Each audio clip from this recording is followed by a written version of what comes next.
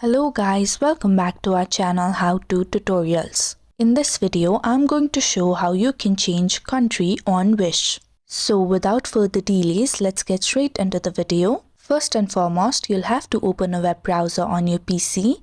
Now on the top search bar, type www.wishwish.com. After you press the enter key, you'll be led to the official website of Wish. Here, you'll have to make sure that you're already logged into your account. Now, on the top right corner of your screen, you'll be able to see an icon of the first initial of your name. Click on it and you'll be led to your profile. Similarly, on the right side of your screen, you can see the Edit Profile button.